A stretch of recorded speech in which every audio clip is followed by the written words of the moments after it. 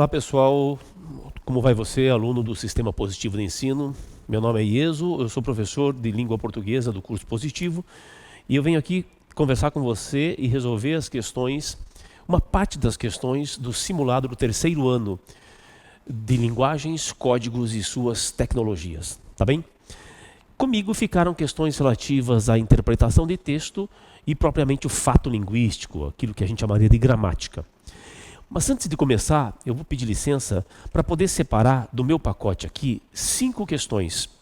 Eu pediria muita atenção a estas 5 primeiras questões, porque elas representam muito bem um tipo de espectro de questão que sempre aparece no Enem. Se a gente pegar as matrizes de referência que trazem as competências e habilidades do Enem, desde 2009, né, de uma maneira mais chamado Novo Enem, de uma maneira mais clara, historicamente houve questões cujo conteúdo e cuja orientação tem maior incidência. Então, aqueles assuntos mais quentes, por assim dizer. Então, vou me permitir aqui, dentro desse bloco nosso, iniciar com 5 dessas questões, tá bom? A primeira delas seria aquela que trata de variedade linguística, com o enunciado que traz: prefira comprar frutas e verduras a granel. É só um enunciado, tá? Não é aquela que tem a imagem da mexerica. Prefira comprar frutas e verduras a granel.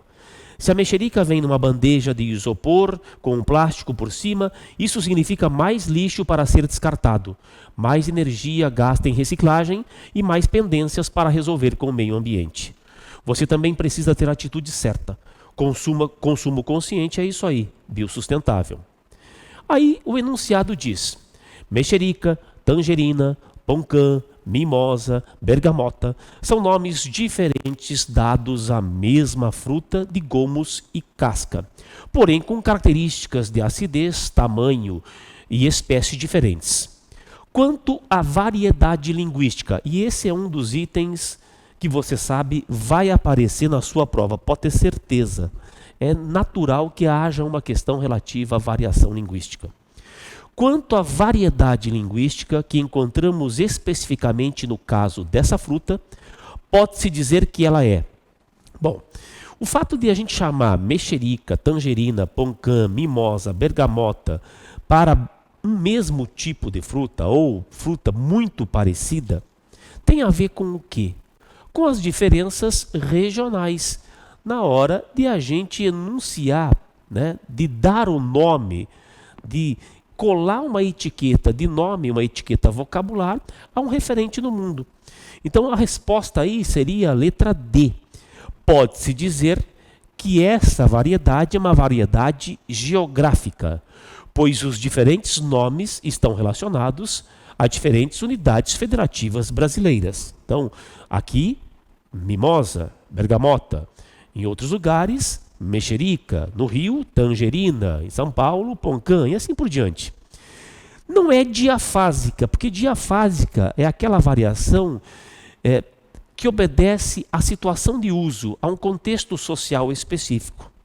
Não é diacrônica, porque é a variação que acontece por meio do tempo, ao longo do tempo. Então o item B propõe, né? Porque o vocabulário diferente corresponde à mudança que acontece ao longo do tempo. Não, mexerica é mexerica hoje, foi mexerica anteriormente, ela não é mexerica em alguns lugares, e não que haja uma mudança dessa palavra substituída por outra ao longo do tempo. Diastrática, porque está relacionada ao uso social de determinados grupos no uso de linguagem. Não é que fica restrito a um grupo por conta de sua condição social. E de faixa etária, não é uma variação por conta da faixa etária. Não é que pessoas mais novas ou mais velhas usem esses determinados nomes. Tá claro? O que a gente percebe é mais ou menos a mesma coisa que acontece, por exemplo, com palavras como pernilongo, mosquito, muriçoca, carapanã. Em determinados estados do país, você usa esses nomes para se referir ao mesmo referente no mundo, que para a gente aqui pode ser simplesmente mosquito, pernilongo. Tá? No norte, carapanã, muriçoca. Variações diatópicas, geográficas. Essa é a primeira questão, daquelas que são muito importantes dentro dessa nossa bateria. A segunda é a que vai trabalhar com o alfabeto no parque. Um trecho do poema da Adélia Prado. Veja aí no seu material. Então se diz assim: eu sei escrever. Escrevo cartas, bilhetes, lista de compras, composição escolar narrando o belo passeio à fazenda de vovó que nunca existiu, porque ela era pobre como Jó. Mas escrevo também coisas inexplicáveis. Quero ser feliz, isto é amarelo. E não consigo, isto é dor. A função da linguagem que predomina nesses versos iniciais do poema é outro item, você sabe, você que estuda para o Enem sabe, ou precisa saber disso, função da linguagem é item recorrente na prova do Enem. E no caso aqui, nesse trecho de poema, cuidado. Porque, olha, no Enem é bastante comum que aconteça de você, às vezes, identificar, vamos dizer assim, duas alternativas como corretas. É que uma é correta de fato para o contexto da prova. A outra, muitas vezes, é correta no mundo. A gente sabe que é verdade o que a alternativa propõe, só que ela não é precisa para aquilo que o enunciado quer. Neste caso aqui, eu acho que muitas pessoas, na hora de resolver o exercício, poderiam ter ficado em dúvida entre duas.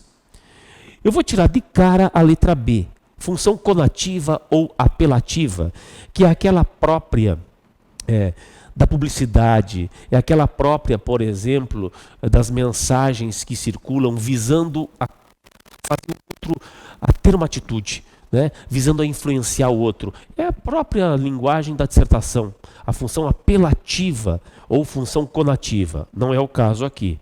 Não é a função poética, embora haja a função poética aqui, porque a subjetividade está escrita em versos que transmitem sentimento. A função poética não se traduz por conta disso, simplesmente. É evidente que há uma função poética aqui, mas não é a síntese daquilo que nós observamos nesses versos. Não é fundamentalmente o que está aqui. Então, C. E não é a função fática, que é a função do contato, do diálogo, da conversa. Alguém poderia usar a função emotiva na letra A, que é aquela que coloca em primeiro plano os sentimentos do enunciador. Então, letra A propõe função emotiva porque o texto está em primeira pessoa e revela os sentimentos do eu lírico do texto. É verdade que há função emotiva aí, mas, sem dúvida, ela vem marginal.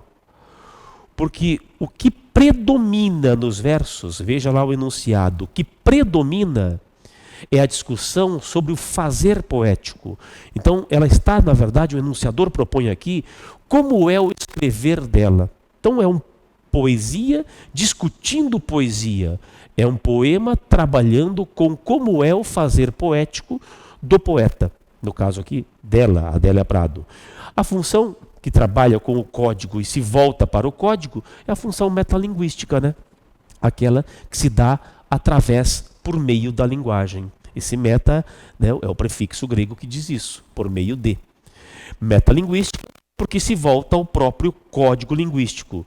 Um poema discutindo como é o ato de escrever. Resposta era a letra E, de Equador. Depois, você tem essa mais difícil, erro de português. Em erro de português, de novo uma questão importante para a gente guardar. Nós temos aqui um poema, famoso poema do Oswald de Andrade. Tá? Quando o português chegou, debaixo de uma bruta chuva, vestiu o índio. Que pena! Fosse uma manhã de sol, o índio tinha despido o português. Textos poéticos, muitas vezes, pedem recursos especiais para sua compreensão, principalmente porque usam linguagem figurada muito mais que outros textos. Os elementos que devem ser explorados com mais atenção. Então ele já deu a deixa aqui, ó. Aquilo que precisa ser visto com mais atenção para compreender a análise crítica e irônica que Oswald de Andrade faz no poema são. Então, a que eu preciso voltar o meu olhar? Eu preciso voltar o meu olhar a que elementos desse poema? Item A. Para o número de versos e a ambiguidade nas palavras vestiu e despido. Então ele fica muito em cima da questão da forma, né? Pelo número de versos. E a crítica, a ironia, não se daria pelo número de versos, claro. A ambiguidade no título e as metáforas na palavra chuva e sol. Essa é a correta, daqui a pouco eu explico. A pontuação e o estilo narrativo em poema. Não, não é nem a pontuação e não o estilo em si que vai garantir a crítica, a ironia, a intenção do poeta nesse caso. A ironia e metáforas nas palavras índio e português. Bom, português tem um elemento metafórico sim aí, índio pode ser uma metonímia para toda aquela população que existia no Brasil à época, tá? Mas não são esses os elementos motores da ironia e da crítica feita por Oswald no seu poema. Métrica, aí não, né? E o número de estrofes no poema. Veja que essa questão formal, ela não serve fundamentalmente, nesse caso, como elemento que vai expressar a crítica, expressar a ironia do poema. Por que ambiguidade no título e metáforas nas palavras chuva e sol? Bom, erro de português. É evidente que há aí, inclusive, uma menção ao universo linguístico, né? Porque esse português aqui é o português que chegou ao Brasil em 1500. Mas é o poeta discutindo a poesia também, quando ele lembra erro de português. Problema, um desvio. E que desvio, que problema foi esse? Dentro da expressão erro de português que a gente usa dentro do sistema linguístico. E é verdade isso, tá? Historicamente, os portugueses chegaram num dia de chuva no Brasil. Então ele recupera a imagem inicial aqui da chuva. Quando o português chegou debaixo de uma bruta chuva, e aí vem a metáfora, o valor importante do vestir. Vestiu o índio, ou seja, revestiu o índio, cobriu o índio naquele dia de chuva. Isso tudo é metafórico, lógico, né? Cobriu o índio com a sua cultura, com os seus valores. E era um dia triste, um dia fechado de chuva. Aí a imagem, né? Olha o que fizeram com os índios. Cobriram os índios. Que pena.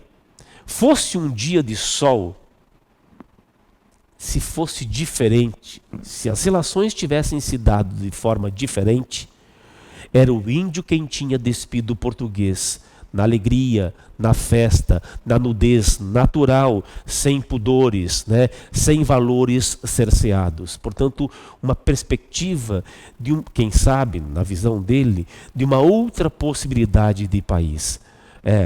Quando ele propõe ambiguidade no título, você tem ali o erro do português, né? O que aconteceu foi isso.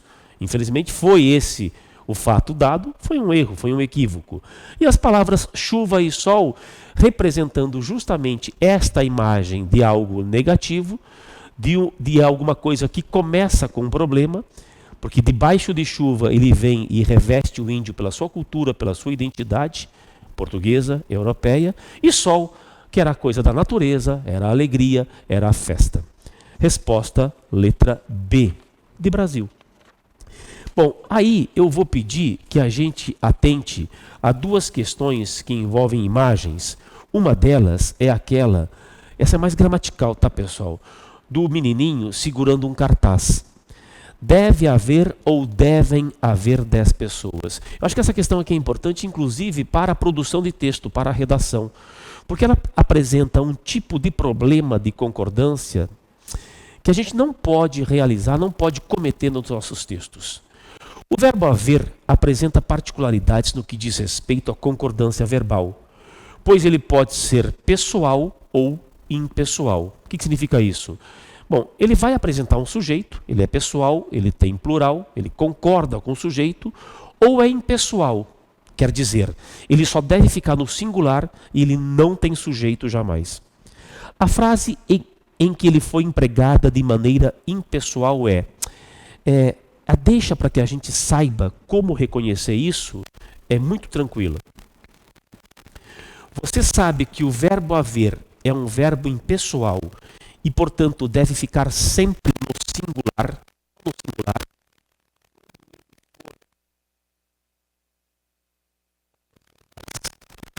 Quando você puder colocar no verbo haver, ocorrer ou existir, em qualquer qualquer modo, você sabe que o verbo haver é um verbo impessoal e, portanto, ele só deve aparecer no singular. Só no singular. Por quê? Porque ele não tem sujeito. E se ele não tem sujeito, ele não se obriga a concordar com ninguém. Veja que eu estou falando desta característica do verbo haver. Isto se aplica ao verbo haver. É óbvio que estes verbos terão, se você quiser fazer equivalência, terão um plural. Então, por exemplo, haverá muitas aprovações. Quando você usa haverá muitas aprovações, e esta é a forma correta, o caso não seria de usar haverão. Se usar haverão, você equivocou. Ah, mas como é que eu sei que tem de ser haverá no... Eu vou trocar por ocorrerão. Ocorrerão muitas aprovações. Acontecerão, existirão muitas aprovações.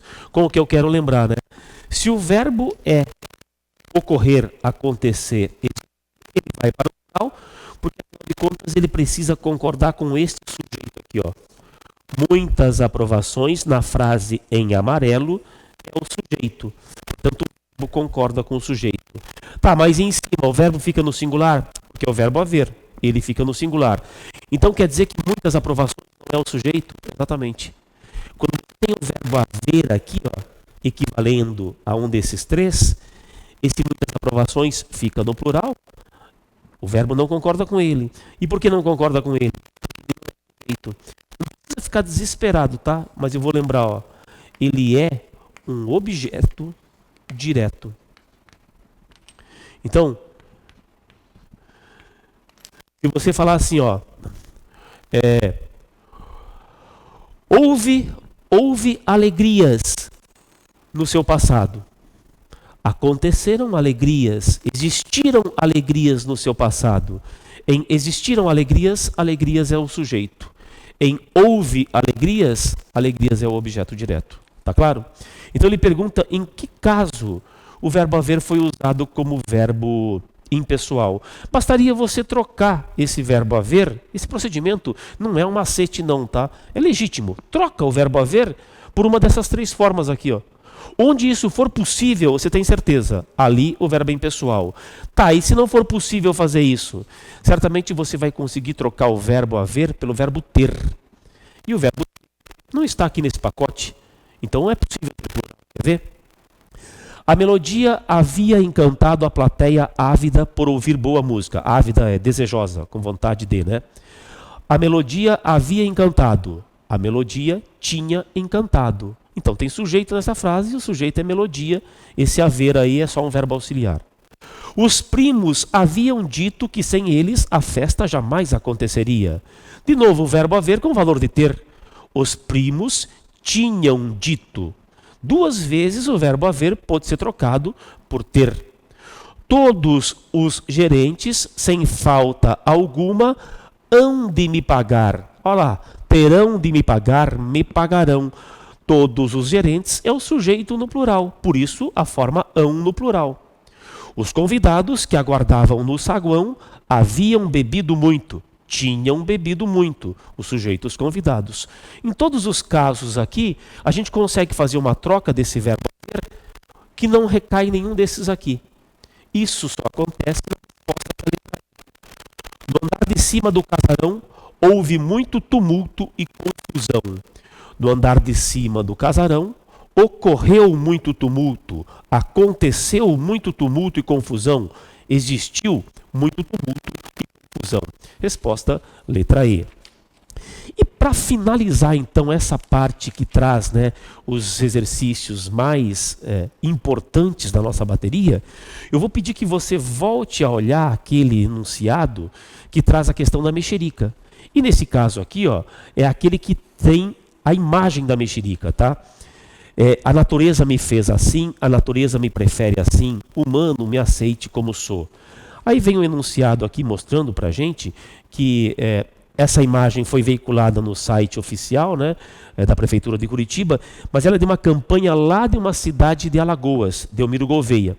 Uma campanha para incentivar o consumidor a adquirir frutas a granel. Não ficar comprando em bandejinha, mas comprar em quantidade. Por isso, a lembrança, né? A imagem mostra a mexerica, ou mimosa, como queira, né, livre, descascada, né, in natura, vamos dizer assim. Então, a proposta é, quanto ao conteúdo da imagem, pode-se dizer que o objetivo de quem a elaborou era: por que mostrar a mexerica assim, já que a campanha era em favor da compra de frutas a granel? Conscientizar a população quanto a hábitos de consumo não sustentáveis, ou seja, fazer com que a população deixe de comprar nas bandejas, em pequenos pacotes, que gerarão mais lixo ainda. É o isopor, é o plástico, é a caixinha. Então, a resposta é a letra A. Conscientizar a população quanto a esses hábitos. Vai lá e compra, né, de baciada, porque aí você não fica gerando e produzindo mais lixo. Não era, evidentemente, criticar as redes de supermercado. Não era estimular o consumo de frutas a todos que virem o anúncio. Porque ele está lembrando, a natureza me fez assim, livre. Né? Venha e me pega dessa maneira como eu sou. Orientar o leitor quanto ao nome correto da fruta. Essa é completamente absurda. Propagar a ideia de que mexerica é melhor que mimosa ou bergamota. Essa é mais absurda ainda. É uma questão relativamente fácil, tá? Mas que trabalha com a intenção, com o objetivo de um texto, que no caso é um texto muito mais calcado no não verbal do que não verbal. Tranquilo? Então, essas 5 primeiras são marcas daquilo que é muito recorrente e importante que a gente saiba e tenha em mente como orientação para as questões do Enem.